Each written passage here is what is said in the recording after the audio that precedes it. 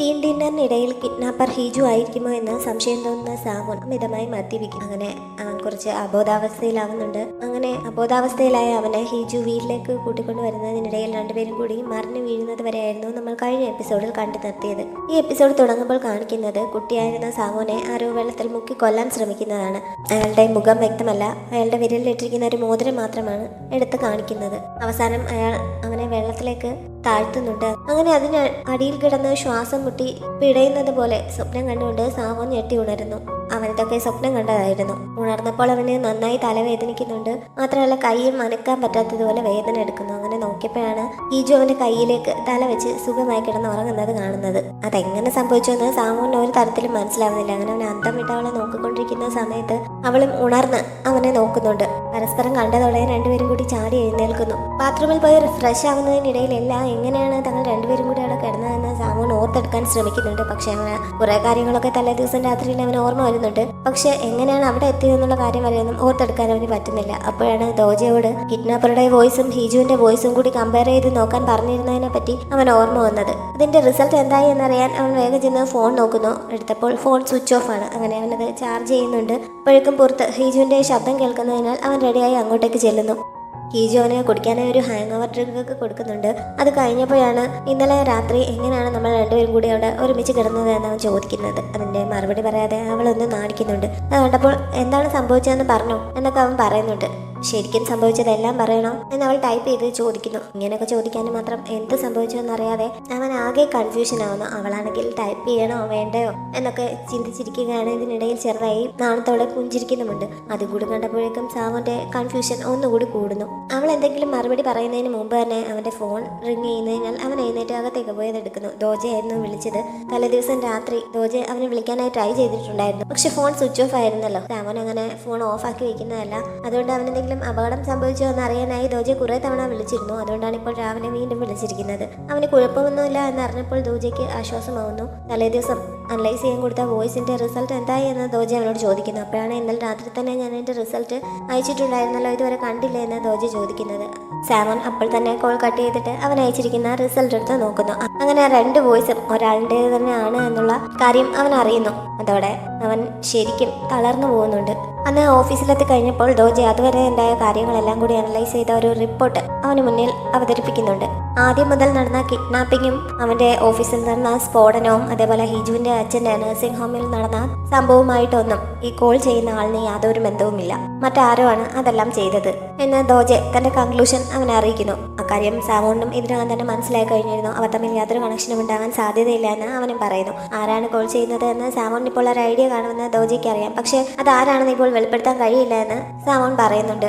തൽക്കാലം ഈ കോൾ ചെയ്യുന്ന ആളും ശരിക്കുള്ള കിഡ്നാപ്പറും തമ്മിലുള്ള കണക്ഷൻ എന്താണെന്ന് കണ്ടെത്തി അത് ഇല്ലാതാക്കാൻ ശ്രമിക്കാൻ അവൻ ദോജയ്ക്ക് നിർദ്ദേശം നൽകുന്നു. ഇതൊക്കെ പറയുന്നതിനിടയിൽ അവന് വല്ലാത്ത തലവേദന അനുഭവപ്പെടുന്നുണ്ട്. എന്തെങ്കിലും കുഴപ്പമുണ്ടോ എന്ന് ചോദിച്ച് ദോജ അടുത്തേക്ക് എന്നപ്പോൾ എനിക്ക് കുഴപ്പമൊന്നുമില്ല, ഞാൻ ഓക്കെ ആണ് എന്നവൻ പറയുന്നുണ്ട്. പക്ഷെ 2 മിനിറ്റ് കഴിഞ്ഞപ്പോൾ തന്നെ ഞാൻ ഓക്കെ അല്ല എന്ന് പറഞ്ഞ് കുറച്ച് ദിവസങ്ങളായി നടക്കുന്ന സംഭവങ്ങളെ കുറിച്ചൊക്കെ അവൻ പറഞ്ഞു തുടങ്ങുന്നുണ്ട്. സത്യത്തിൽ ഹീജു ആയിരിക്കും ഇങ്ങനെ തന്നെ വിളിക്കുന്നത് എന്ന് അവൻ സ്വപ്നത്തിൽ പോലും കരുതിയിരുന്നതല്ല. എന്താണ് തനിക്ക് ഇതുവരെ ഒന്ന് മനസ്സിലാവാതിരുന്നത് എന്നാണ് അവൻ ഇപ്പോൾ സ്വയം കുറ്റപ്പെടുത്തുന്നത്. പലതവണ ഇത് മനസ്സിലാക്കാനുള്ള സാഹചര്യം അവന്റെ മുന്നിലുണ്ടായിരുന്നു. അപ്പോഴൊക്കെ മനഃപൂർവ്വം താൻ ആ ക്ലൂ ഒക്കെ അവോയ്ഡ് ചെയ്തതുപോലെയാണ് ഇപ്പോൾ അവന് തോന്നുന്നത്. ആദ്യം മുതൽ ഹീജു കോൾ ചെയ്തപ്പോൾ തന്നോട് സംസാരിച്ചതിനെ പറ്റിയും അവനിപ്പോൾ ഓർക്കുന്നുണ്ട്. അവൾ അവനോട് ചോദിച്ചിട്ടുള്ള ഓരോ കാര്യങ്ങളും അവരുടെ റിലേഷൻഷിപ്പിനെ ചോദ്യം ചെയ്യുന്ന രീതിയിലുള്ളതായിരുന്നല്ലോ. അതേപോലെ തന്നെ അന്ന് കുറച്ച് വൾഗറായിട്ടുള്ള ആ ഫോട്ടോ അയച്ചു കൊടുത്തിട്ട് അവൾ പറഞ്ഞ കാര്യങ്ങളൊക്കെ ഓർത്തു കഴിഞ്ഞപ്പോൾ അവന് ആകെ ദേഷ്യം കയറുന്നുണ്ട്. ഹീജു ആ ഡ്രസ്സും ധരിച്ചുകൊണ്ട് തൊട്ട് മുന്നിൽ വന്നിരുന്ന് തന്നെ പരിഹസിക്കുന്നത് പോലെയാണ് അവന് ഫീൽ ചെയ്തത്. മൊത്തത്തിൽ ചീറ്റ് ചെയ്യപ്പെട്ടതുപോലെയൊക്കെ ഒരു ഫീലിംഗ് ആണ് അവനിപ്പോൾ. ഹീജു അന്ന് അവനെ സൈൻ ലാംഗ്വേജ് പഠിപ്പിക്കാനായി ചെല്ലുന്നുണ്ട്. അവൾ വരുന്നതിന് മുമ്പ് തന്നെ അവൾ നേരത്തെ നൽകിയ ആ പേപ്പറിൽ അവൻ കുറെ വാക്കുകൾ എഴുതി വെച്ചിട്ടുണ്ടായിരുന്നു. ആൾ വന്ന് അവിടെ ഇരുന്ന് കഴിഞ്ഞപ്പോൾ ഇന്ന് എനിക്ക് കുറെ അധികം വാക്കുകളെ പറ്റി പഠിക്കാനുണ്ട്, ഞാൻ എഴുതിയിരിക്കുന്നതൊക്കെ എന്തൊക്കെയാണെന്ന് പറഞ്ഞു തരാൻ അവൻ പറയുന്നു. പെട്ടെന്ന് വീണ്ടും പേപ്പർ കയ്യിലെടുത്തിട്ട് ഒരു കാര്യം കൂടി എഴുതാനുണ്ട് എന്ന് പറഞ്ഞ് ഒരു വാക്ക് കൂടി അതിൽ എഴുതി ചേർക്കുന്നുണ്ട്. കള്ളം, ദേഷ്യം, വെറുപ്പ്, തെറ്റിദ്ധാരണകൾ, ക്ഷമ എന്നൊക്കെയായിരുന്നു അവൻ അതിൽ എഴുതിയ വാക്കുകൾ. ഇതെല്ലാം കൂടി കണ്ടപ്പോൾ തന്നെ ഹീജുവിന് എന്തൊക്കെയോ സംശയങ്ങൾ തോന്നുന്നുണ്ട്. അപ്പോഴാണ് ക്ഷമിക്കുക എന്നുള്ളതിന്റെ സൈൻ ലാംഗ്വേജ് എന്താണെന്ന് അവൻ ചോദിച്ചത്. ഹീജു അത് കാണിച്ചു കൊടുത്തപ്പോൾ ഞാൻ നിന്റെ തെറ്റുകളൊക്കെ ക്ഷമിക്കാൻ തയ്യാറാണ് എന്ന് എങ്ങനെയാണ് പറയുന്നതെന്ന് അവൻ ചോദിക്കുന്നു. ഹീജു ഒന്ന് പേടിക്കുന്നുണ്ടെങ്കിലും അതിന്റെ സൈൻ ലാംഗ്വേജ് കാണിച്ചു കൊടുക്കുന്നു. അവൻ അത് കണ്ട് ചെയ്യാൻ ശ്രമിക്കുന്നുണ്ടെങ്കിലും പക്ഷെ അങ്ങോട്ട് ശരിയാവുന്നില്ല. ഹിജു വീണ്ടും വീണ്ടും അത് കാണിച്ചു കൊടുക്കുന്നുണ്ട്. അവനാണെങ്കിൽ മനസ്സോടെ അത് ചെയ്യാനുള്ള ഒരു മാനസാന്നിധ്യം ഇപ്പോൾ കിട്ടുന്നില്ല. ക്ഷമിക്കാൻ കുറച്ച് ബുദ്ധിമുട്ടാണ്. തൽക്കാലം ഇന്നത്തെ ക്ലാസ് ഇവിടെ നിർത്താമെന്ന് പറഞ്ഞ് അവൻ അവിടെ നിന്ന് എഴുന്നേറ്റ് പോകുന്നുണ്ട്. അവൻ എന്താണ് ഇങ്ങനെയൊക്കെ പെരുമാറുന്നതെന്ന് ഹിജുവിന് മനസ്സിലാവുന്നില്ല. അവൾ ആകെ കൺഫ്യൂഷൻ ആവുന്നുണ്ട്. ഈ സമയത്താണ് ഇനയുടെ ഒരു മെസ്സേജ് ഹിജുവിന് വന്നത്. ഇന നേരത്തെ ഒരു മെസ്സേജ് അയച്ചെങ്കിലും ഹിജു എന്നെ റിപ്ലൈ നൽകുകയോ അവളെ തിരിച്ച് വിളിക്കുകയോ ഒന്നും ചെയ്തിരുന്നില്ലല്ലോ. അതുകൊണ്ട് ഞാൻ വീണ്ടും ഇങ്ങോട്ട് മെസ്സേജ് ഇട്ടിരിക്കുകയാണ്. ഇന്ന് തമ്മിൽ കാണാമെന്നും അവൾ പറയുന്നുണ്ട്. ഇന കൊറിയയിൽ തിരിച്ചെത്തിയ വിവരം സാവോന്റെ അച്ഛനും അറിയുന്നു. അയാൾ ഉടനെ തന്നെ അവൻ്റെ അമ്മയുടെ അടുത്ത് എന്നിട്ട് ആ വിവരം അറിയിക്കുന്നുണ്ട്.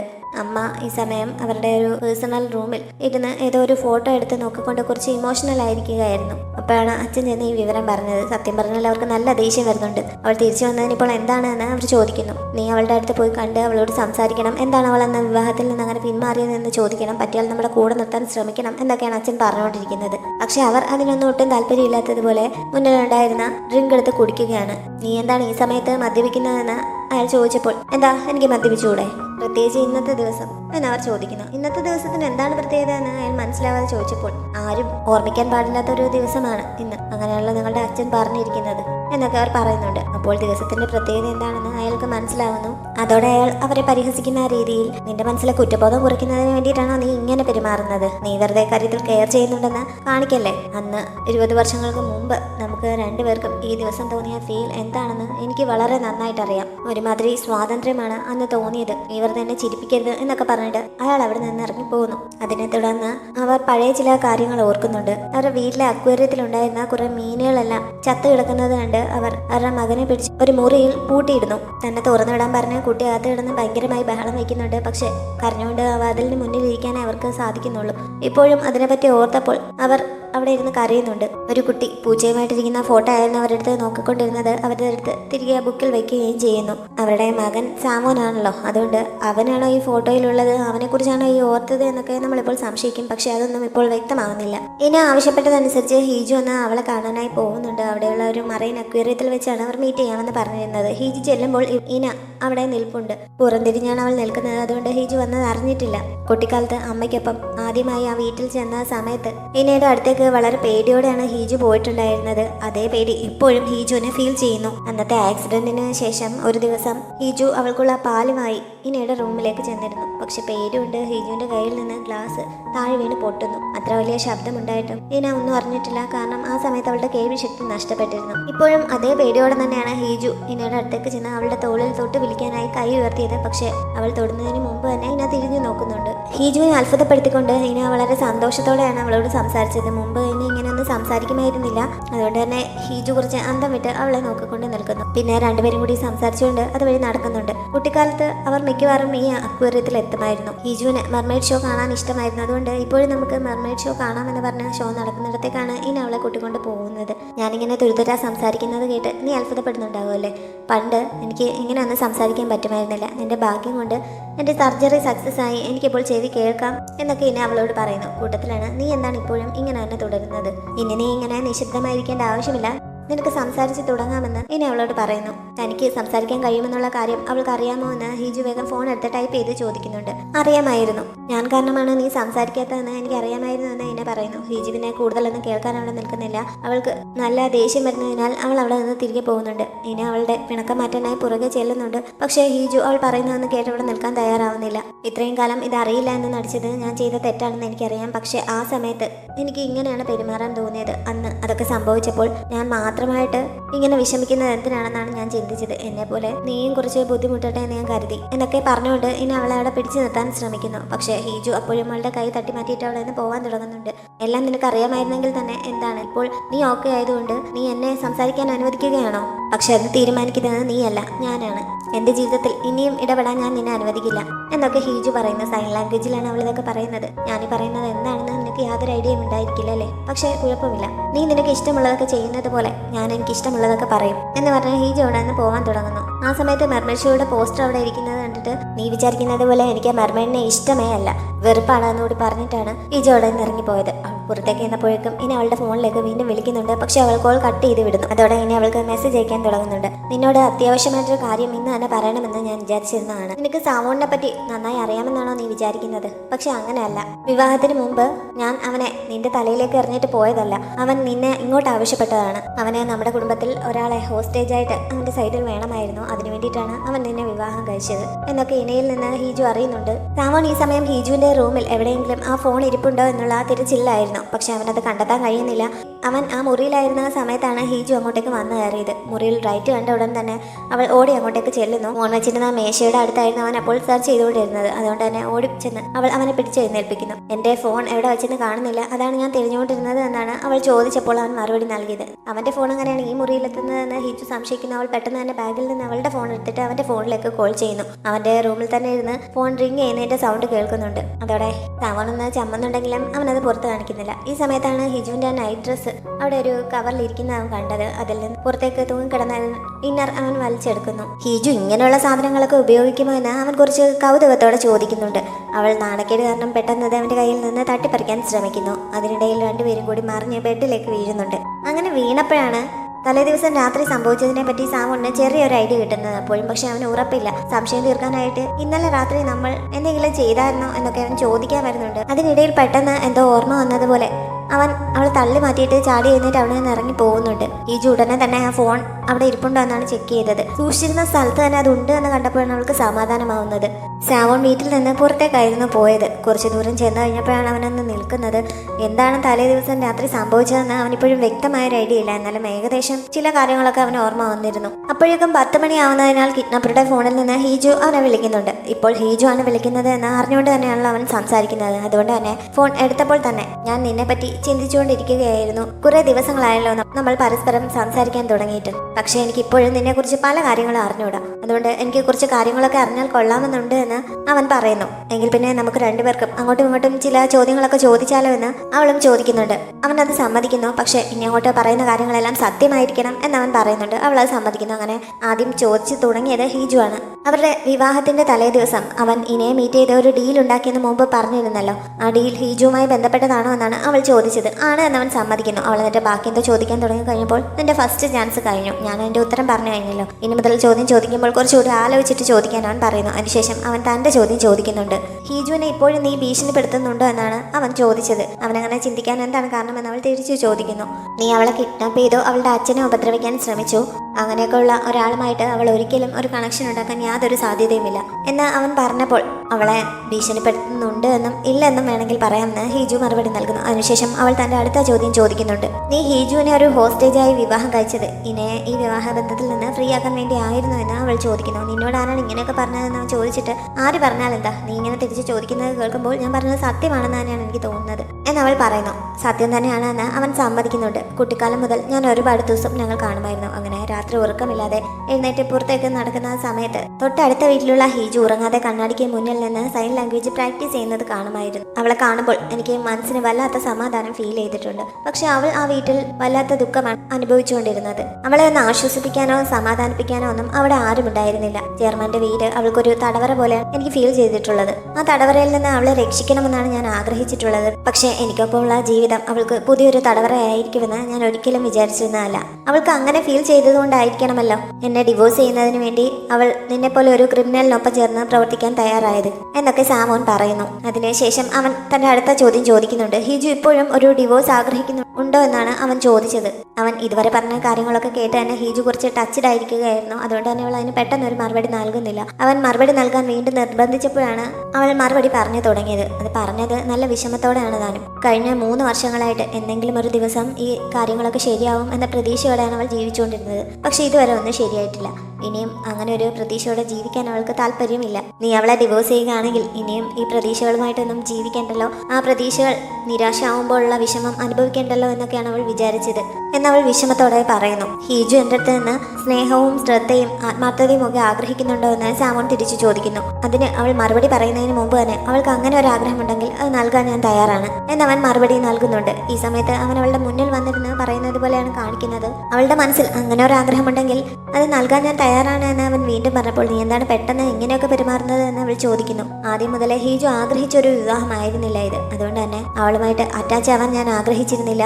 അവളെ ഇങ്ങനെ ഒരു ഹോസ്റ്റേജിനെ പോലെ ഞാൻ എൻ്റെ അടുത്ത് സൂക്ഷിച്ചിരുന്നതിന് കാരണം എന്തെങ്കിലും ഒരിക്കൽ എനിക്ക് അവളെ വിട്ടയക്കേണ്ടി വരും എന്നുള്ള പേടി കാരണമാണ്. പക്ഷെ ഹീജു ആഗ്രഹിക്കുന്നതാണ്, അല്ലെങ്കിൽ കാര്യങ്ങൾ മാറ്റാൻ ഞാൻ തയ്യാറാണ്. ഞാൻ അതിനുവേണ്ടി ശ്രമിച്ചാൽ എനിക്ക് കാര്യങ്ങൾക്കൊക്കെ ഒരു മാറ്റം വരുത്താൻ കഴിഞ്ഞാൽ പിന്നെ ഒരിക്കലും നീ ഇങ്ങനെ ഒരു കോൾ വിളിക്കില്ല എന്ന് എനിക്ക് ഉറപ്പ് നൽകണമെന്ന് അവൻ ആവശ്യപ്പെടുന്നു. അത് നിന്റെ പെർഫോമൻസിനെ ആശ്രയിച്ചിരിക്കും എന്ന് പറഞ്ഞിട്ട് അവൾ ഫോൺ കട്ട് ചെയ്യുന്നുണ്ട്. എന്തായാലും ഇങ്ങനെ ഒരു ഫോൺ അവർക്കിടയിലേക്ക് വന്നതുകൊണ്ട് തന്നെ ഇതുവരെ പരസ്പരം അറിയാതിരുന്ന പല കാര്യങ്ങളും രണ്ടുപേർക്കും മനസ്സിലാക്കാൻ സാധിച്ചു. ഒരു വില്ലനായിട്ട് വന്ന ഫോൺ ഇപ്പോൾ അവരുടെ റിലേഷൻഷിപ്പിനെ ശക്തിപ്പെടുത്താൻ ഹെൽപ്പ് ചെയ്യുമെന്നാണ് തോന്നുന്നത്. സാമോണിന്റെ ഓഫീസിൽ നിന്ന് ന്യൂ കമേഴ്സിനെ വെൽക്കം ചെയ്യാൻ വേണ്ടിയിട്ട് ഒരു ട്രിപ്പൊക്കെ അറേഞ്ച് ചെയ്തിരുന്നല്ലോ. അടുത്ത ദിവസം വീക്കെൻഡ് ആയിരുന്നതിനാൽ അന്നാണ് അവർ ട്രിപ്പ് പോകുന്നത്. ഹീജു ബാക്കിയുള്ള സ്റ്റാഫിനൊപ്പം വണ്ടിയുടെ അടുത്തേക്ക് എത്തുന്നുണ്ട്. ഈ സമയത്ത് അവിടെ അവർക്ക് വേണ്ടിയിട്ടുള്ള ലഞ്ച് ബോക്സുകൾ ഒരു ഡെലിവറി വാനിൽ കൊണ്ടുവന്ന് റെഡിയാക്കിയിട്ടുണ്ടായിരുന്നു. സാധാരണ കാങ് ആണ് ട്രിപ്പിന് വേണ്ടിയിട്ടുള്ള എല്ലാ കാര്യങ്ങളും അറേഞ്ച് ചെയ്തത്. പക്ഷേ ഈ ഫുഡ് ഓർഡർ ചെയ്തത് ഞാനല്ല എന്ന് കാങ് എല്ലാവരോടുമായി പറയുന്നു. പിന്നെ ആരായിരിക്കും അതൊക്കെ അറേഞ്ച് ചെയ്തതെന്ന് അവർക്ക് മനസ്സിലാവുന്നില്ല. എന്തായാലും സ്പോക്സ് പേഴ്സന്റെ ഓഫീസിലുള്ള സ്റ്റാഫിന് വേണ്ടിയിട്ട് ഉള്ള ഫുഡാണ് എന്ന് വാനിൽ തന്നെ എഴുതി വെച്ചിട്ടുണ്ടായിരുന്നു. അവിടെ ഉണ്ടായിരുന്ന ആൾ അവർക്കത് നൽകുകയും ചെയ്യുന്നു. ലഞ്ച് ബോക്സിൽ ഹാർട്ട് സൈനും അതിനകത്ത് ഉണ്ടാക്കിയിരിക്കുന്ന ഫുഡ് ഐറ്റംസ് ഹാർട്ട് ഷേപ്പിലുമൊക്കെ ആണ് എന്ന് കണ്ടപ്പോൾ ഇത്ര റൊമാൻറ്റിക്കായി ആരായിരിക്കും ഇത് ചെയ്തത് എന്നറിയാതെ അവരെല്ലാവരും സംശയിക്കുന്നു. ഈ സമയത്താണ് സാമൻ ദോജിക്കൊപ്പം അങ്ങോട്ടേക്ക് വന്നത്. ലഞ്ച് ബോക്സ് എല്ലാം വന്നു കഴിഞ്ഞാലോ, എല്ലാവരും എത്തിക്കഴിഞ്ഞാലോ അപ്പോൾ പിന്നെ നമുക്ക് പുറപ്പെടാമെന്ന് അവൻ പറഞ്ഞപ്പോഴാണ് അവനാണ് അത് അറേഞ്ച് ചെയ്തത് എന്ന് എല്ലാവർക്കും മനസ്സിലാവുന്നത്. പക്ഷെ അതിനെപ്പറ്റി കൂടുതൽ പറയാൻ നിൽക്കാതെ അവൻ ഹീജുവിനെ ഒന്ന് നോക്കിയിട്ട് വണ്ടിയുടെ അടുത്തേക്ക് പോകുന്നു. തലേ ദിവസം രാത്രി ഫോണിൽ പറഞ്ഞതുപോലെ കാര്യങ്ങൾക്കൊക്കെ ഒരു മാറ്റം വരുത്താൻ വേണ്ടിയിട്ട് അവൻ ശ്രമിച്ചു തുടങ്ങുകയാണ് എന്ന് ഹീജുവിനെ ലഞ്ച് ബോക്സ് കണ്ടപ്പോൾ മനസ്സിലാവുന്നു. ബസ്സിൽ മുൻവശത്തായിട്ടുള്ള ഒരു സീറ്റിലാണ് ഹീജു ചെന്നിരുന്നത്. അവളുടെ ഒപ്പം മറ്റൊരു പുതിയ സ്റ്റാഫ് കൂടി ചെന്നിരിക്കുന്നു. അവൾക്ക് കുടിക്കാനായി ഒരു കോഫി നൽകുകയും ചെയ്യുന്നുണ്ട്. ഈ സമയത്താണ് സാവൺ അങ്ങോട്ടേക്ക് വന്നത്. ഹീജുവിന്റെ ഒപ്പം അവൻ കയറിയിരിക്കുന്നത് സാവണിന് ഇഷ്ടപ്പെടുന്നില്ല. എനിക്ക് കാർ സിക്നസ് ഉണ്ടാവുന്നത് കൊണ്ട് വണ്ടിയുടെ പുറകിലിരിക്കാൻ പറ്റില്ല, മുന്നിലായ സീറ്റിൽ തന്നെ ഇരിക്കണമെന്ന് അവൻ അവരോട് പറയുന്നു. അവർ ഇരിക്കുന്നതിന്റെ മുന്നിലായിട്ടുള്ള സീറ്റ് കാലിയായി കിടക്കുകയാണ്. അവനിങ്ങനെ എത്ര ബുദ്ധിമുട്ടുണ്ടെങ്കിൽ അവിടെ ഇരുന്നാൽ പോരെ എന്ന് ആ പയ്യൻ ചോദിക്കുന്നു. അവിടെ ഞാൻ എൻ്റെ ബാഗ് വെക്കുകയാണെന്ന് പറഞ്ഞ് സാമോൻ തൻ്റെ ബാഗ് എടുത്ത് ആ സീറ്റിലേക്ക് വെക്കുന്നുണ്ട്. അപ്പോൾ പിന്നെ അവൻ ഇവിടെ ഇരിക്കാനാണോ താല്പര്യമെന്ന് ആ പയ്യൻ ചോദിക്കുന്നു. കേട്ട പാതി കേൾക്കാത്ത പാതി സാമോൻ അവനെ പിടിച്ച് മാറ്റിയിട്ട് ആ സീറ്റിലേക്ക് ഇരിക്കുന്നുണ്ട്. എന്നിട്ട് ഒരു താങ്ക്സും പറയുന്നു. ഇങ്ങനെയൊക്കെ കാണിക്കുന്നത് അവനായതുകൊണ്ട് ജൂനിയർ പയ്യനെ ഒന്നും പറയാനോ എതിർക്കാനോ ഒന്നും പറ്റില്ലല്ലോ. അവനതുകൊണ്ട് പുറകിലെ സീറ്റിൽ പോയിരിക്കുന്നു. സാവോൺ അവൻ നേരത്തെ ഹീജുവിന് നൽകിയ ഡ്രിങ്ക് വാങ്ങി അവൻ്റെ സീറ്റിലേക്ക് എറിഞ്ഞു കൊടുത്തിട്ട് ഇത്ര രാവിലെ കോഫി കുടിക്കുന്നത് നല്ലതല്ല എന്ന് പറഞ്ഞ് കയ്യിലുണ്ടായിരുന്ന ജ്യൂസ് ഹീജുവിന് നൽകുന്നുണ്ട്. ഹീജുവിന്റെ പെരുമാറ്റം കണ്ട് അന്തം വിട്ടിരിക്കുകയാണ്. സാങ്കു അവരുടെ ഷോയ്ക്ക് വേണ്ടിയിട്ടുള്ള കുറച്ച് മെറ്റീരിയൽസ് കളക്ട് ചെയ്യുന്നതിന് വേണ്ടി യൂരിയയും കൊണ്ട് അവൻ വളർന്ന ഓർഫനേജിലേക്ക് പോകുന്നു. അവിടെ ഇപ്പോഴുള്ള കുട്ടികൾക്ക് നിറയെ സ്നാക്സ് ഒക്കെ വാങ്ങിക്കൊണ്ടാണ് രണ്ടുപേരും കൂടി പോയത്. യൂരി ഒരു സെലിബ്രിറ്റി ആയതുകൊണ്ട് തന്നെ കുട്ടികൾ എല്ലാം അവളുടെ ചുറ്റും കൂടി ഓട്ടോഗ്രാഫ് ഒക്കെ ആവശ്യപ്പെടുന്നുണ്ട്. അവൾ സന്തോഷത്തോടെ ഇതെല്ലാം നൽകുന്നു. അങ്ങനെ വളരെ പെട്ടെന്ന് തന്നെ അവൾ കുട്ടികളുമായി കമ്പനി ആവുന്നുണ്ട്. സാങ്കു അവർക്കുള്ള ഫുഡ് പ്രിപ്പയർ ചെയ്യാനൊക്കെ സഹായിക്കാനായി പോയിരിക്കുന്ന സമയത്ത് കുട്ടികൾ അവിടെ ഉണ്ടായിരുന്ന ഒരു പഴയ ആൽബം എടുത്തുകൊണ്ട് വന്ന് സാങ്കുവിൻ്റെ കുട്ടിക്കാലത്തെ ഫോട്ടോ അവൾക്ക് കാണിച്ചു കൊടുക്കുന്നു. ഈ സമയത്ത് അവൻ അങ്ങോട്ടേക്ക് വരുന്നുണ്ട്. അവൾ അത് കാണാതിരിക്കാൻ വേണ്ടി അവനത് തട്ടിപ്പറിക്കുന്നു. അപ്പോഴാണ് അന്ന് ആ ഫോട്ടോയിൽ കാണുന്ന ചില കുട്ടികളെ ആയിരുന്നു മിസ്സിങ് ആയത് എന്നുള്ള കാര്യം അവൻ ഓർമ്മ വരുന്നത്. അങ്ങനെ ഓർഫനേജിൻ്റെ ചാർജുള്ള മദറിൻ്റെ അടുത്ത് നിന്ന് അവൻ ആ ഫോട്ടോയിലെ കുട്ടികളെ പറ്റി സംസാരിക്കുന്നു. എന്നാൽ ആ കുട്ടികൾ മിസ്സിങ് ആയ ശേഷം ആരെങ്കിലും അവരെ അന്വേഷിച്ച് വന്നിരുന്നോ, അവരുടെ ആരുടെയെങ്കിലും പേരൻസ് പിന്നീട് അവരെ അന്വേഷിച്ച് വരികയുണ്ടായോ എന്നൊക്കെയാണ് ആ വർമ്മ തന്നോട് ചോദിച്ചത്. പക്ഷേ അങ്ങനെ ആരും വന്നില്ല. ആ കുട്ടികളെ കുറിച്ച് പിന്നെ യാതൊരു വിവരവും കിട്ടിയിട്ടില്ല എന്നൊക്കെ മദർ അവരെ അറിയിക്കുന്നു. അനാഥരായതുകൊണ്ട് തന്നെ അവരെ ഓർക്കാൻ ആരുമില്ലല്ലോ എന്നൊക്കെ യൂരി അവിടെ ഇരുന്ന കുറച്ച് വിഷമത്തോടെ പറയുന്നുണ്ട്. പക്ഷെ സാങ്കു ആ 3 കുട്ടികളുടെയും പേരും അവർക്ക് അന്ന് ഇഷ്ടമുണ്ടായിരുന്ന കാര്യങ്ങളുമൊക്കെ അവിടെ ഇരുന്ന് അവളോട് പറഞ്ഞു കൊടുക്കുന്നു. വേറെ ആർക്കും ഓർമ്മയില്ലെങ്കിലും എനിക്കിപ്പോഴും അവർ നല്ല ഓർമ്മ ഉണ്ട് എന്ന് അവൻ പറയുന്നു. ഈ സമയത്താണ് അന്ന് 3 കുട്ടികളെല്ലാം മിസ്സിംഗ് ആയത്. 4ാമത് ഒരാൾ കൂടി മിസ്സിംഗ് ആയിരുന്നു എന്ന് മദർ അവരോട് പറയുന്നത്. ഈ ഇരട്ടകളിൽ ഒരാളായിരുന്നു എന്ന് പറഞ്ഞ മദർ ആ കുട്ടിയുടെ ചിത്രവും സാങ്കുവിനും കാണിച്ചു കൊടുക്കുന്നുണ്ട്. ഇപ്പോഴാണ് അവൻ ആ സംഭവത്തെക്കുറിച്ച് അറിയുന്നത്. സൈക്കോ കിഡ്നാപ്പർക്ക് മെസ്സേജ് അയക്കുന്ന ഒരു മാസ്റ്റർ ഉണ്ടല്ലോ, അന്ന് ആ മാസ്റ്ററുടെ ഫോണിൽ നിന്ന് ഇന്ന് D-Day ആണ് എന്ന് പറഞ്ഞൊരു മെസ്സേജ് അവന് കിട്ടുന്നു. അത് കണ്ടപ്പോൾ അവൻ ശരിക്കും സന്തോഷിക്കുന്നുണ്ട്.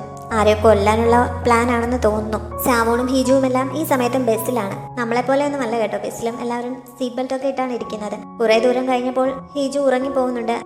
അങ്ങനെ അവൾ അറിയാതെ സാമുന്റെ തോളിലേക്ക് ചായുന്നു. അവൻ ശരിക്കും ഹാപ്പി ആയെന്ന് പറയണ്ടല്ലോ. എന്നാലും ആരെങ്കിലും ശ്രദ്ധിക്കുന്നുണ്ടോ എന്ന് ചുറ്റും നോക്കുന്നുണ്ട്. പക്ഷെ മിക്കവാറും എല്ലാവരും ഉറക്കമാണ്. അവളുടെ മുഖത്തേക്ക് വെയിലടിക്കുന്നതിനാൽ അവൻ ആ സൈഡിലെ ഷട്ടർ വലിച്ചിടാനായിട്ടൊരു ശ്രമം നടത്തുന്നുണ്ട്. പക്ഷെ അവളുടെ ഉറക്കം തടസ്സപ്പെടുത്തിയാലോ എന്ന് കരുതി അവനെ അങ്ങോട്ട് എത്തിപ്പിടിക്കാനും പറ്റുന്നില്ല. അവസാനം അവൻ തൻ്റെ കൈയെടുത്ത് അവളുടെ കണ്ണിന് മുകളിലായി ഒരു ഷെയ്ഡ് പോലെ പിടിക്കുന്നു. ഇതൊക്കെ നന്നായി ആസ്വദിച്ചാണ് അവൻ ചെയ്തുകൊണ്ടിരിക്കുന്നത്. ഈ സമയത്താണ് പെട്ടെന്ന് തൊട്ടടുത്ത സീറ്റിലിരിപ്പുണ്ടായിരുന്ന കാങ്ങിന്റെ ഫോൺ ബെല്ലടിച്ചത്. അങ്ങനെ അദ്ദേഹം ഉറക്കത്തിൽ നിന്നുണ്ടായിരുന്നു. അവൻ പെട്ടെന്ന് കൈ മാറ്റുകയും ഹീജുവിനെ തട്ടി നേരെ ഇരുത്തുകയും ചെയ്യുന്നു. കാങ്ങിന്റെ വൈഫായിരുന്നു വിളിച്ചത്. വൈഫിനെ ഒറ്റയ്ക്കാക്കി ഇങ്ങനെ യാത്രയ്ക്ക് പോകേണ്ടി വന്നതിന് കാങ് സോറി പറയുന്നു. പിന്നെ സംസാരിച്ചിട്ട് വെക്കുന്നതിന് മുമ്പായി ഒരു ഹേർട്ട് സിമ്പിൾ ഒക്കെ കാണിച്ച് ഫ്ലൈയിങ് കിസും കൊടുക്കുന്നുണ്ട്. അദ്ദേഹം ഇത്ര ഓപ്പണായി റൊമാൻസ് കാണിക്കുന്നത് കണ്ട് സാമോൻ അന്തം വിട്ട് നോക്കിയിരിക്കുകയാണ്. അവൻ ശ്രദ്ധിക്കുന്നത് കണ്ടപ്പോൾ അദ്ദേഹം ഒന്ന് ചമ്മുന്നു. കുറച്ചു നേരം മസിൽ പിടിച്ചൊക്കെ ഇരുന്ന ശേഷം അദ്ദേഹം എങ്ങനെയാണ് അത് ചെയ്തത്, വളരെ നന്നായിട്ടുണ്ടായിരുന്നു എന്ന് സാമോൻ ചോദിക്കുന്നു. ഇത് ചെയ്യാൻ അത്ര ബുദ്ധിമുട്ടൊന്നുമില്ല. ആദ്യമൊക്കെ നമുക്ക് കുറച്ച് മടി തോന്നും, പിന്നെ പിന്നെ അങ്ങ് ശീലമായിക്കോളും. നിങ്ങളുടെ വിവാഹം കഴിഞ്ഞിട്ട് 3 വർഷമായില്ലേ? നിങ്ങൾക്കിടയിൽ ഇതുപോലെ അഫെക്ഷൻ ഒന്നുമില്ലേ? ഞങ്ങളുടെ വിവാഹം കഴിഞ്ഞിട്ട് 10 വർഷം കഴിഞ്ഞിരിക്കുന്നു. പക്ഷെ ഇന്നലെ കഴിഞ്ഞതുപോലെയാണ് തോന്നുന്നത്. എത്ര പെട്ടെന്നാണ് വർഷങ്ങളൊക്കെ ഓടി പോകുന്നത്.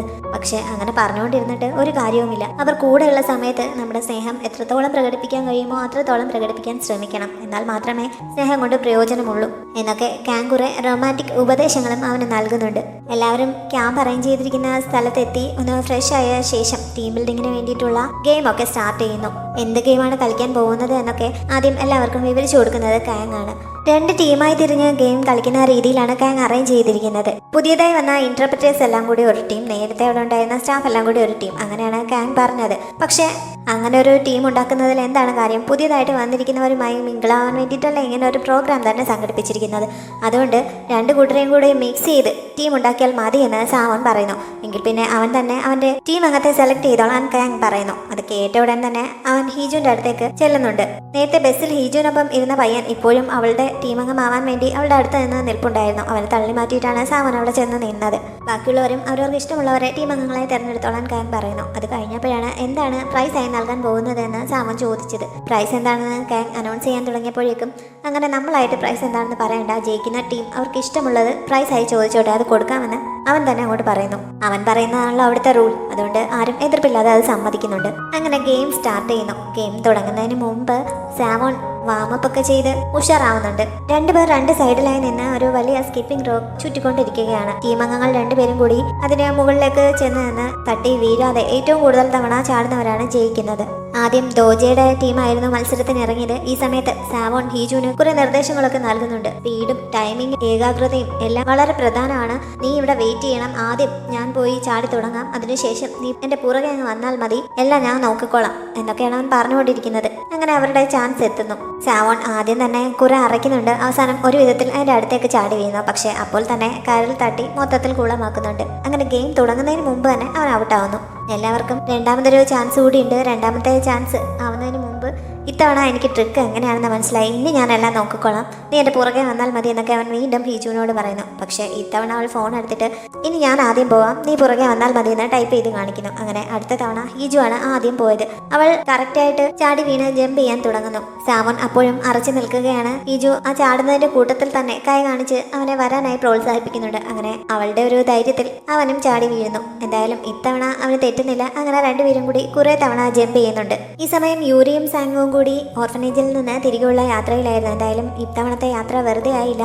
അന്ന് മിസ്സിംഗ് ആയ കുട്ടികളിൽ ഒരാൾക്ക് ഫാമിലി ഉണ്ട് എന്ന് കണ്ടെത്താൻ കഴിഞ്ഞല്ലോ. ഇരട്ട കുട്ടികളിൽ ഒരാളുടെ ട്വിൻ ബ്രദറിനെ കണ്ടെത്തിയാൽ ചിലപ്പോൾ ഇതിന് സഹായകമാകുന്ന എന്തെങ്കിലും വിവരങ്ങൾ നമുക്ക് കിട്ടിയേക്കും എന്ന് യൂരി പ്രതീക്ഷയോടെ പറയുന്നു. പക്ഷേ ആ ഇരട്ട സഹോദരൻ ഇപ്പോൾ എവിടെയാണ് എന്ന് കണ്ടെത്താൻ തൽക്കാലം അവരുടെ മുന്നിൽ വഴിയൊന്നുമില്ല. കാരണം ഓർഫനേജിലെ അവരുടെ ഡീറ്റെയിൽസ് ഒക്കെ ഉള്ള ഡോക്യുമെന്റ്സ് ഒക്കെ പുതിയ ഓർഫനേജിലേക്ക് മാറുന്ന സമയത്ത് മിസ്സിംഗ് ആയി കഴിഞ്ഞിരിക്കുന്നുവെന്ന് മദർ അവരോട് പറഞ്ഞിരുന്നു. അന്ന് ഓർഫനേജിൽ തനിക്ക് ഒപ്പമുണ്ടായിരുന്ന കുട്ടികളുമായിട്ടൊക്കെ കോണ്ടാക്ട് ചെയ്ത് നോക്കാം, ചിലപ്പോൾ എന്തെങ്കിലും വിവരം കിട്ടിയേക്കും എന്ന് സാങ്ങു പ്രതീക്ഷയോടെ പറയുന്നുണ്ട്. സാവണും ഹീജുവും ഈ സമയം അടുത്ത ഗെയിമുമായി മുന്നോട്ട് പോവുകയായിരുന്നു. 3 ലെഗ്ഡ് റേസ് ആണ് അടുത്തതായി നടന്നുകൊണ്ടിരിക്കുന്നത്. 2 പേരെയും കൂടി ഒരു കാല് തമ്മിൽ കൂട്ടിക്കെട്ടും, എന്നിട്ട് ഓടണം. ആ മത്സരത്തിലും സാവോനും ഹീജുവും തന്നെ ജയിക്കുന്നു. സന്തോഷം കൊണ്ട് സാവോൻ പരിസരബോധമൊന്നുമില്ലാതെ ഹീജുവിനെ പൊക്കിയെടുത്ത് കറക്കുന്നുണ്ട്. അതുവരെ കൈയടിച്ചുകൊണ്ട് നിന്നവരെല്ലാം ഒരു നിമിഷം ഒന്ന് ഷോക്കായി നിന്ന് പോകുന്നുണ്ട്. ഇവർ ഭാര്യ ഭർത്താക്കന്മാരാണ് എന്നുള്ള കാര്യം അവിടെ ആർക്കും അറിയില്ലല്ലോ. ഹീജു വേഗം അവന്റെ പിടി പിടിച്ച് താഴെ ഇറങ്ങുന്നുണ്ട്. അപ്പോഴാണ് അവനും അക്കാര്യത്തെക്കുറിച്ച് ബോധം വരുന്നത്. ജയിച്ചതിന്റെ ത്രില്ലിൽ ഞാനങ്ങ് ചെയ്തു പോയതാണ് എന്ന് അവൻ എല്ലാവരോടുമായി പറയുന്നു. അപ്പോഴേക്കും കാങ് ഓടിയെത്തി അവർക്ക് എന്ത് സമ്മാനമാണ് വേണ്ടത് എന്ന് അന്വേഷിക്കുന്നുണ്ട്. ഇന്നത്തെ ദിവസത്തിന്റെ ഓർമ്മയ്ക്കായി ഹീജുവിന്റെ ഒപ്പം നിന്നൊരു ഫോട്ടോ എടുത്താൽ മതിയെന്ന ആവശ്യമാണ് സാവോൻ പറഞ്ഞത്. കാങ് ആണ് 2 പേരെയും കൂടി നിർത്തി ഫോട്ടോ എടുക്കാനായി തുടങ്ങുന്നത്. ആദ്യം 2 പേരും നല്ല ഗ്യാപ്പ് ഇട്ടാണ് നിൽക്കുന്നത്. ഇങ്ങനെ അകന്ന് നിൽക്കാതെ അടുത്ത് നിൽക്കാൻ കാങ് പറഞ്ഞപ്പോൾ 2 പേരും കൂടി അടുത്ത് നിൽക്കുന്നു. ഓരോരോ ഡയറക്ഷൻസ് കൊടുത്ത് പോസ് ചെയ്യിച്ച് അവസാനം ഈ പരുവത്തിലുള്ള ഒരു ഫോട്ടോയാണ് കാങ് എടുത്തത്. അവരുടെ ഒരുമിച്ചുള്ള ആദ്യത്തെ ഫോട്ടോയാണ് ഇതെന്ന് വേണമെങ്കിൽ പറയാം. അവരുടെ ടീമിന് അടുത്തതായി ഉണ്ടായിരുന്ന ആക്ടിവിറ്റി ഹൈക്കിംഗ് ആണ്. സത്യത്തിൽ ടീമിലെ ആർക്കും അങ്ങനെ ഒരു പ്രോഗ്രാമിനോട് ഒട്ടും താല്പര്യം ഉണ്ടായിരുന്നില്ല. സാവോനാണ് ഇങ്ങനെ ഒരു കാര്യം സജസ്റ്റ് ചെയ്തതും എല്ലാവരും നിർബന്ധിച്ച് അങ്ങോട്ടേക്ക് കൂട്ടിക്കൊണ്ടു വന്നതും. അവനും ഹീജുവും അമ്പ് തൊടുത്ത് വിട്ടതുപോലെ നല്ല സ്പീഡിൽ മുകളിലേക്ക് കയറി പോയിക്കൊണ്ടിരിക്കുകയാണ്. ദോജയും കട്ടയ്ക്ക് അവർക്ക് പുറകെ പിടിച്ചു നിൽക്കുന്നുണ്ട്. പക്ഷേ ബാക്കിയുള്ളവരെല്ലാം കുഴഞ്ഞ് ഒരു വഴിക്കായി അവിടെ ഇവിടെയും ഒക്കെ ഇരുന്ന് റെസ്റ്റ് എടുക്കുകയാണ്. ഏറ്റവും കൂടുതൽ ടയേർഡായിരിക്കുന്നത് കാങ്ങാണ്. ഇങ്ങനെ ഒരു പ്രോഗ്രാം അറേഞ്ച് ചെയ്തതിന്റെ പേരിൽ ബാക്കി എല്ലാവരും കൂടി അദ്ദേഹത്തെ കുറ്റപ്പെടുത്തുന്നു. അതിനാൽ ഞാനല്ലല്ലോ ഇത് അറേഞ്ച് ചെയ്തത്, ആ കയറി പോകുന്ന മനുഷ്യനല്ലേ എന്ന് പറഞ്ഞ് അദ്ദേഹം സാവോണിനെ കുറ്റപ്പെടുത്തുന്നുണ്ട്. ഹീജു അവന്റെ ഒപ്പം പിടിച്ചു നിൽക്കുന്നതിന്റെ കാര്യമൊക്കെ എല്ലാവരും പറയുന്നു. ഈ സമയത്താണ് അവർ തമ്മിലുള്ള കെമിസ്ട്രിയെ പറ്റി അവർക്കിടയിൽ ഒരു ചർച്ച ഉണ്ടാവുന്നത്. ഗെയിം കളിക്കുന്ന സമയത്തൊക്കെ അവർ തമ്മിൽ നല്ല കോംബോ ആയിരുന്നല്ലോ. പലരും ഇതിനെപ്പറ്റി പല അഭിപ്രായവും പറയുന്നുണ്ട്. പക്ഷേ സാവോണിന്റെ വിവാഹം കഴിഞ്ഞതാണ്, അതുകൊണ്ട് ഇങ്ങനൊരു റൂമർ പറഞ്ഞുണ്ടാക്കരുതെന്ന് പറഞ്ഞ് കാങ് അവർക്കെല്ലാം വാണിംഗ് കൊടുക്കുന്നു. അതിനുശേഷം അവർ പതുക്കെ മുകളിലേക്ക് വീണ്ടും കയറാൻ തുടങ്ങുന്നുണ്ട്. സാവോണും ഹീജുവും ഈ സമയം കുറെ മുകളിലെത്തി കഴിഞ്ഞിരുന്നു. ഹീജു ചെറുതായിട്ട് ടയർഡായി തുടങ്ങിയിരിക്കുന്നു. സാവോൺ ഇടയ്ക്കിടെ അവളെ തിരിഞ്ഞ് നോക്കിക്കൊണ്ടാണ് പോയിക്കൊണ്ടിരിക്കുന്നത്. ഇടയ്ക്ക് അവൾ ക്ഷീണിച്ചൊരിടത്ത് നിൽക്കുന്നത് കണ്ട് അവൻ അവളുടെ അടുത്തേക്ക് തിരികെ ചെല്ലുന്നു. കൈ കൊടുത്ത് അവളെ മുകളിലേക്ക് പിടിച്ച് കയറ്റുന്നുമുണ്ട്. അവൾ ഒരു ടീഷർട്ട് മാത്രമേ ധരിച്ചിട്ടുള്ളൂ, അല്ലാതെ കോട്ടൊന്നും ധരിച്ചിട്ടില്ല. ഇപ്പോൾ നന്നായി വിയർക്കുന്നുണ്ടെങ്കിലും മുകളിൽ ചെന്ന് കഴിയുമ്പോൾ നല്ല തണുപ്പ് അനുഭവപ്പെടും. അതുകൊണ്ട് ഇതുകൂടി ധരിച്ചോളാൻ പറഞ്ഞ് അവൻ തന്റെ കോട്ടൂരി അവളുടെ അരയിൽ ചുറ്റി കൊടുക്കുന്നു. പെട്ടെന്നൊരു ദിവസം വെളിപാട് കിട്ടിയതുപോലെയുള്ള അവന്റെ ഈ കെയറിംഗ് ഒക്കെ കണ്ട് ഹീജു അന്തം വിട്ട് നിൽക്കുകയാണ്. പക്ഷെ അവൻ ഇതൊന്നും മൈൻഡ് ചെയ്യാതെ ബാഗ് എടുത്തുകൊണ്ട് വീണ്ടും മുകളിലേക്ക് കയറാൻ തുടങ്ങുന്നു. പുറകിൽ വരുന്നവരെ ഒന്ന് തിരിഞ്ഞു നോക്കിയിട്ട് ഹീജു അവന്റെ ഒപ്പം ചെല്ലുന്നുണ്ട്. അധികം വൈകാതെ അവർ മുകളിലെത്തുന്നു. കുറെ കഷ്ടപ്പെട്ട് ബുദ്ധിമുട്ടിയാണ് അവിടെ വരെ എത്തിയതെങ്കിലും മുകളിലെത്തി കഴിഞ്ഞപ്പോൾ വന്നത് വെറുതെ ആയില്ല എന്ന് ഹീജുവിന് തോന്നുന്നുണ്ട്. അത്രയ്ക്ക് മനോഹരമായ സീനറി ആയിരുന്നു അവിടെ ഉണ്ടായിരുന്നത്. വേറെയും കുറെ ടൂറിസ്റ്റുകൾ അവിടെ ഉണ്ട്. കുറച്ച് കഴിഞ്ഞപ്പോൾ ബാക്കി ടീം അംഗങ്ങളും അങ്ങോട്ടേക്ക് എത്തുന്നു. വന്നു കഴിഞ്ഞപ്പോൾ എല്ലാവർക്കും അവിടെ ഒരുപാട് ഇഷ്ടപ്പെടുന്നുണ്ട്. അത് കഴിഞ്ഞപ്പോൾ പിന്നെ എല്ലാവരും കൂടി ഫോട്ടോ എടുക്കാനുള്ള തിരക്കാവുന്നു. ടീം വർക്ക്ഷോപ്പിന്റെ ഒരു ബാനറൊക്കെ അവർക്ക് എഴുതിയിട്ടുണ്ടായിരുന്നു. അതൊക്കെ പുറത്തെടുത്ത് നിവർത്തി പിടിച്ച് എല്ലാവരും കൂടി ഫോട്ടോ എടുക്കാനായി തയ്യാറെടുത്ത് നിൽക്കുന്ന സമയത്താണ് അവിടെ ഉണ്ടായിരുന്ന ടൂറിസ്റ്റുകളിൽ രണ്ടുപേർ സാവോണിനെ തിരിച്ചറിഞ്ഞത്. അവന്റെ കൂടെ നിന്ന് അവർ ഫോട്ടോ എടുത്താൽ കൊള്ളാമെന്ന് അവർക്ക് ആഗ്രഹം തോന്നുന്നു. പെർമിഷൻ പോലും ചോദിക്കാൻ നിൽക്കാതെ എല്ലാവരും കൂടി ഇടിച്ചു കയറി അവന്റെ അടുത്തേക്ക് ചെല്ലുന്നുണ്ട്. അങ്ങനെ അവിടെ ഒരു തിക്കും തിരക്കുമാവുന്നു. സാവോണിന്റെ തൊട്ടടുത്ത് നിൽപ്പുണ്ടായിരുന്നവരൊക്കെ പുറകിലേക്ക് നീങ്ങുന്നുണ്ട്. അവന്റെ കൂടെ തന്നെ നിൽപ്പുണ്ടായിരുന്ന ഹീജുവും അങ്ങനെ പുറകിലേക്ക് നീങ്ങി പോകുന്നു. കൂടെ ഉണ്ടായിരുന്നവർ ഫോട്ടോസൊക്കെ എടുത്തുകൊണ്ട് നിൽക്കുന്ന സമയത്താണ് ആരോ താഴെ വീണു എന്നുള്ള ബഹളം സാവോൺ കേൾക്കുന്നത്. അങ്ങനെ അവൻ വിവരം തിരക്കിയപ്പോഴാണ് ഹീജു ആണ് താഴേക്ക് വീണത് എന്ന് അറിയുന്നത്. അവൻ അവിടെ നിന്നുകൊണ്ട് ഉറക്കെ അവളെ അലറി വിളിക്കുന്നു. പക്ഷെ ആര് കേൾക്കാൻ? അധികം വൈകാതെ റെസ്ക്യൂ ടീമൊക്കെ എത്തി തിരച്ചിൽ തുടങ്ങുന്നുണ്ട്. അതിനു മുമ്പ് തന്നെ സാവോൺ സ്വന്തമായി താഴേക്ക് ഇറങ്ങിപ്പോയ ഒരു അന്വേഷണം നടത്തിയിരുന്നു. പക്ഷെ അവന് ഹീജുവിനെ കണ്ടെത്താൻ കഴിയുന്നില്ല. അങ്ങനെ അവൻ റെസ്ക്യൂ ടീമിന്റെ അടുത്ത് തിരികെ എത്തി അവർക്ക് കുറെ നിർദ്ദേശങ്ങളൊക്കെ നൽകുന്നു. സാവോണിന്റെ ഇപ്പോഴത്തെ അവസ്ഥ സത്യം പറഞ്ഞാൽ വളരെ കഷ്ടമാണ്. ഹീജുവും അവൻ തമ്മിലുള്ള റിലേഷൻ അവിടെ ഉള്ളവർക്ക് അറിയില്ലല്ലോ. അതുകൊണ്ട് തന്റെ ഉള്ളിലെ വിഷമവും സങ്കടവും എത്രത്തോളം ഉണ്ട് എന്ന് അവന് പൂർണ്ണമായും പ്രകടിപ്പിക്കാൻ കഴിയുന്നില്ല. അവൾക്ക് എന്തെങ്കിലും അപകടം സംഭവിക്കുമോ എന്നുള്ള ചിന്ത കാരണം അവന് ഒരു സമാധാനവും കിട്ടുന്നില്ല. അവൻ അവളുടെ ഫോണിലേക്ക് ട്രൈ ചെയ്ത് നോക്കുന്നുണ്ടെങ്കിലും അത് സ്വിച്ച് ഓഫ് ആണ്. നേരം വൈകും തോറും സാവോൺ കരച്ചിലിന്റെ വക്കിലേക്ക് എത്തുന്നു. ഒരുപാട് ഡ്രോണുകളൊക്കെ വന്ന് അവൾക്കായി തിരച്ചിൽ നടന്നുകൊണ്ടിരിക്കുകയാണ്. പക്ഷെ ഇതുവരെ എങ്ങും അവളെ കണ്ടെത്താൻ കഴിഞ്ഞിട്ടില്ല. അധികം വൈകാതെ രാത്രിയാവുകയും ചെയ്യുന്നു. പക്ഷെ അപ്പോഴും തിരച്ചിൽ നിർത്താതെ തുടർന്നുകൊണ്ടിരിക്കുകയാണ്. രാത്രി ആയപ്പോഴേക്കും മലയുടെ അടിഭാഗത്ത് എവിടെയോ വീണ് കിടപ്പുണ്ടായിരുന്ന ഹീജുവിന് ബോധം വീഴുന്നുണ്ട്. അവൾ കണ്ണു തുറന്നപ്പോൾ തന്നെ ചാടി എഴുന്നേൽക്കാൻ ശ്രമിക്കുന്നുണ്ട്. പക്ഷെ ഒന്ന് നിവർന്നിരിക്കാൻ മാത്രമേ അവൾക്ക് പറ്റുമായിരുന്നുള്ളൂ. ശരീരത്തിൽ എവിടെയൊക്കെയോ പരിക്കുകൾ പറ്റിയിട്ടുണ്ട്. ഒരു വിധത്തിൽ അവൾ എഴുന്നേറ്റ് തൊട്ട് പുറകിലുണ്ടായിരുന്ന പാറയിലേക്ക് ചാരിയിരിക്കുന്നു. എന്താണ് സംഭവിച്ചത് എന്നവൾ ഓർത്തെടുക്കാൻ ശ്രമിക്കുന്നുണ്ട്. സാവോണിന്റെ കൂടെ ഫോട്ടോ എടുക്കാൻ വേണ്ടി ആ തിക്കും തിരക്കും ഉണ്ടായ സമയത്ത് ആരോ അവളെ കൊക്കയിലേക്ക് തള്ളിയിട്ടതാണ്. അത് ആരാണെന്ന് കാണിക്കുന്നില്ല. അയാളുടെ ഡ്രസ്സിന്റെ കൈ മാത്രമേ ഇപ്പോൾ കാണാൻ പറ്റുന്നുള്ളൂ. ഹീജുവും അയാളുടെ മുഖം കണ്ടു എന്ന് തോന്നുന്നില്ല. അവൾ പോക്കറ്റിലിരിപ്പുണ്ടായിരുന്ന ഫോൺ എടുത്ത് നോക്കുന്നുണ്ട്. പക്ഷെ അതെല്ലാം പൊട്ടി നശിച്ചിരിക്കുന്നു. അപ്പോഴാണ് ബാഗിലുണ്ടായിരുന്ന മറ്റേ ഫോണിനെ പറ്റി അവൾ ഓർക്കുന്നത്. അങ്ങനെ ഒരുവിധം എത്തി വലിഞ്ഞ് അവൾ അത് കയ്യിലെടുക്കുന്നുണ്ട്. ആ ഫോണിൽ നിന്ന് ആംബുലൻസിനെയും ഫയർഫോഴ്സിനെയും ഒക്കെ വിളിക്കാൻ അവൾ ഡയൽ ചെയ്ത് നോക്കുന്നു. പക്ഷെ കോൾ പോകുന്നില്ല. അപ്പോഴാണ് അതിൽ നിന്ന് സാവോണിനെ മാത്രമേ വിളിക്കാൻ പറ്റുകയുള്ളൂ എന്ന് ആദ്യം കിഡ്നാപ്പർ പറഞ്ഞതിനെ പറ്റി അവൾക്ക് ഓർമ്മ വരുന്നത്. സാവോൺ ഈ സമയമെല്ലാം തനിച്ച് കാട്ടിൽ അവളെ തിരഞ്ഞുകൊണ്ടിരിക്കുകയാണ്. ഈ സമയത്താണ് ദോജ അവന്റെ ഫോണിലേക്ക് വിളിച്ചിട്ട് അതുവരെയുള്ള അപ്ഡേറ്റ്സ് ഒക്കെ അറിയിക്കുന്നത്. അന്വേഷണ സംഘം പല ഭാഗങ്ങളിലായി തിരച്ചിൽ നടത്തിക്കൊണ്ടിരിക്കുകയാണ്. പക്ഷേ ഇതുവരെ ഡീറ്റെയിൽസ് ഒന്നും കിട്ടിയിട്ടില്ല. പോലീസ് അതിനു വേണ്ടിയുള്ള ശ്രമത്തിലാണ് എന്ന് ദോജ അറിയിക്കുന്നു. പക്ഷേ ഇപ്പോൾ പ്രധാനമായിട്ടുണ്ടായിരിക്കുന്ന വിഷയം എന്താണെന്ന് വെച്ചാൽ മാധ്യമങ്ങളിൽ ഇക്കാര്യം അറിഞ്ഞു കഴിഞ്ഞിരിക്കുന്നു. അങ്ങനെ പലയിടത്തു നിന്നും കോൾ വന്നുകൊണ്ടിരിക്കുകയാണ്. ഈ സമയത്ത് തന്നെ സാമോണിന്റെ ഫോണിലേക്ക് മീഡിയാസിൽ നിന്നുള്ള കോളുകൾ വരുന്നു. തൽക്കാലം കഴിയുന്നത്ര ഈ പ്രശ്നം മാധ്യമങ്ങളിലേക്ക് എത്താതെ സോൾവ് ചെയ്യാൻ ശ്രമിക്കാൻ അവൻ ദോജയ്ക്ക് നിർദ്ദേശം നൽകുന്നുണ്ട്. അത് കഴിഞ്ഞ് കോൾ കട്ട് ചെയ്തപ്പോൾ തന്നെ അവന്റെ ഫ്രണ്ടായ ജേർണലിസ്റ്റ് ഹോ ഓക്ജിൻ അവന്റെ ഫോണിലേക്ക് വിളിക്കുന്നുണ്ട്. പക്ഷെ സാവോൺ ആ കോളും അറ്റൻഡ് ചെയ്യുന്നില്ല. കാരണം സമയം 10 മണി ആവാറായിരിക്കുന്നു. ഹീജു എവിടെയെങ്കിലും ബോധത്തോടെ ഉണ്ടെങ്കിൽ 10 മണിയാവുമ്പോൾ മറ്റേ ഫോണിൽ നിന്ന് തന്നെ വിളിച്ചേക്കും എന്നുള്ള ഒരു പ്രതീക്ഷ അവനുണ്ട്. അതുകൊണ്ടാണ് ബാക്കി ഒരു കോളും അറ്റൻഡ് ചെയ്യാതെ അവൻ അവളുടെ കോളിന് വേണ്ടി വെയിറ്റ് ചെയ്യുന്നത്. ഹീജു ഈ സമയം ഒന്ന് എഴുന്നേൽക്കാൻ പോലും കഴിയാതെ ആകെ വിഷമിച്ചിരിക്കുകയാണ്. ബാഗിലുണ്ടായിരുന്ന ഒരു ജാക്കറ്റ് എടുത്ത് അവൾ ധരിക്കുന്നുണ്ട്. ആരെങ്കിലും തനിക്ക് വേണ്ടി തിരച്ചിൽ നടത്തുന്നുണ്ടോ? അങ്ങനെയാണെങ്കിൽ ഇപ്പോൾ ഡ്രോണുകളുടെ ഒക്കെ ശബ്ദം കേൾക്കേണ്ടതല്ലേ? പക്ഷെ ഒന്നും കേൾക്കുന്നില്ലല്ലോ എന്നൊക്കെ അവൾ അവിടെ ഇരുന്ന് ചിന്തിക്കുന്നു. സഹായത്തിന് വേണ്ടി അവസാനം സാമോനെ തന്നെ വിളിക്കേണ്ടി വരുമോ? ഇങ്ങനെയാണോ ഞാൻ പിടിക്കപ്പെടാൻ പോകുന്നത് എന്നും അവൾ വിഷമിക്കുന്നുണ്ട്.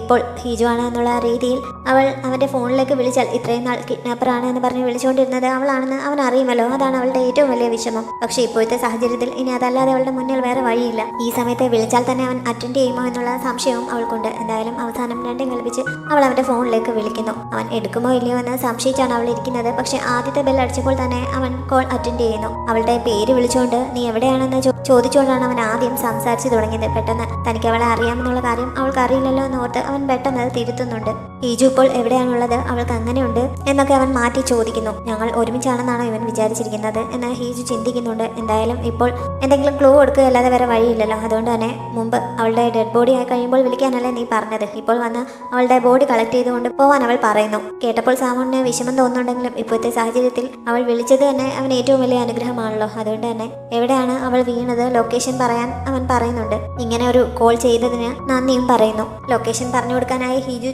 ചുറ്റും നോക്കുന്നുണ്ടെങ്കിലും അവൾക്ക് ഒരു ഐഡിയയും കിട്ടുന്നില്ല. പ്രത്യേകിച്ച് എടുത്തു പറയത്തക്ക ലാൻഡ്മാർക്കൊന്നും അവിടെ കാണാനും പറ്റുന്നില്ല. അവൾ അത് പറഞ്ഞപ്പോൾ ഹീജുവിന്റെ ബാഗിൽ ഞാനൊരു ഫസ്റ്റ് എയ്ഡ് കിറ്റ് വെച്ചിട്ടുണ്ടായിരുന്നു. അതിനുള്ളിൽ കൊണ്ടു നടക്കാൻ പറ്റുന്ന രീതിയിലുള്ള ഒരു ഫ്ലെയർ ഞാൻ വെച്ചിട്ടുണ്ടായിരുന്നു. അതിന്റെ മുകളിലത്തെ അടുപ്പിൽ പിടിച്ച് വലിച്ചാൽ അത് മുകളിലേക്ക് പോയി പൊട്ടും എന്ന് അവൻ പറഞ്ഞു കൊടുക്കുന്നു. പക്ഷെ ഹീജു ആണ് സംസാരിക്കുന്നത് എന്ന് തനിക്കറിയാമെന്നുള്ള കാര്യം അവൾ അറിയരുതല്ലോ. അതിനു വേണ്ടിയിട്ട് ഹീജു എന്തായാലും അവളുടെ ബാഗിൽ തിരിയാതിരിക്കില്ലല്ലോ. അങ്ങനെ അവൾക്കത് കണ്ടെത്താൻ സാധിച്ചേക്കും അല്ലേ എന്നൊക്കെ കൂടി അവൻ പറയുന്നുണ്ട്. ഹീജു ഫോൺ താഴെ വെച്ചിട്ട് ബാഗിനുള്ളിൽ തിരയാനൊരു ശ്രമം നടത്തുന്നു. പക്ഷെ അവൾക്ക് ഇരുന്നിടത്ത് നിന്ന് അനങ്ങാൻ പറ്റാത്ത വിധം ശരീരം നന്നായി വേദനിക്കുന്നുണ്ട്. കുറച്ച് സമയം കഴിഞ്ഞിട്ടും അവളുടെ ശബ്ദമൊന്നും കേൾക്കാത്തതിനാൽ അവൻ ഉറക്കെ വിളിക്കുന്നു. ഞാനിവിടെ ഉണ്ട് എന്ന് അവൾ മറുപടി പറഞ്ഞപ്പോഴാണ് അവൻ ആശ്വാസമാവുന്നത്. ഒരു വിധത്തിൽ എത്തി വലിഞ്ഞ് അവൾ ബാഗിനുള്ളിൽ ഉണ്ടായിരുന്ന ആ ഫ്ലെയർ പുറത്തെടുത്ത് അതിന്റെ മുകളിലത്തെ അടപ്പ് വലിച്ചൂരുന്നു. അങ്ങനെ അത് മുകളിലേക്ക് പോയി പൊട്ടുന്നുണ്ട്. സാമോൻ നിൽക്കുന്ന ഭാഗത്ത് നിന്ന് അത് കാണുന്നു. അങ്ങനെ അത് ലക്ഷ്യമാക്കി അവൻ ഓടാൻ തുടങ്ങുന്നു. കുറെ സമയം അതവിടെ ഇങ്ങനെ കത്തിക്കൊണ്ട് നിൽക്കുകയാണ്. അങ്ങോട്ടേക്ക് ഓടുന്ന സമയത്തും ഹീജുവിനോട് ഉറങ്ങരുത്, ഞാൻ ഉടനെ അവിടെ എത്തും, എങ്ങനെയെങ്കിലും അത്രയും സമയം പിടിച്ചു നിൽക്കാൻ ശ്രമിക്കണം എന്നൊക്കെ സാമൻ പറയുന്നുണ്ട്. ഇടയ്ക്ക് അവൻ ബോധത്തോടെ അത് കിഡ്നാപ്പർ ആണ് എന്ന രീതിയിൽ സംസാരിക്കുന്നുണ്ടെങ്കിലും ഇടയ്ക്ക് അവളാണെന്ന രീതിയിൽ അറിയാതെ പറഞ്ഞു പോകുന്നു. ഹീജു എന്തായാലും ഇപ്പോഴത്തെ അവസ്ഥയിൽ അതത്ര ശ്രദ്ധിക്കുന്നില്ല. എങ്ങനെയെങ്കിലും ആരെങ്കിലും തന്റെ സഹായത്തിനൊന്ന് വന്നിരുന്നെങ്കിൽ എന്നുള്ള അവസ്ഥയിൽ അവൾ കരഞ്ഞുകൊണ്ടിരിക്കുകയാണ്. ആ പ്രകാശം അണയുന്നതിന് മുമ്പ് സാവോണിന് അവളെ കണ്ടെത്താൻ കഴിയുമോ എന്നൊക്കെ അടുത്ത എപ്പിസോഡിൽ കാണാം. എപ്പിലോഗിൽ കഴിഞ്ഞ ദിവസം അവർ രണ്ടുപേരും കൂടി തറയിലേക്ക് വീണതിന് ശേഷമുള്ള കാര്യം കാണിക്കുകയാണ്.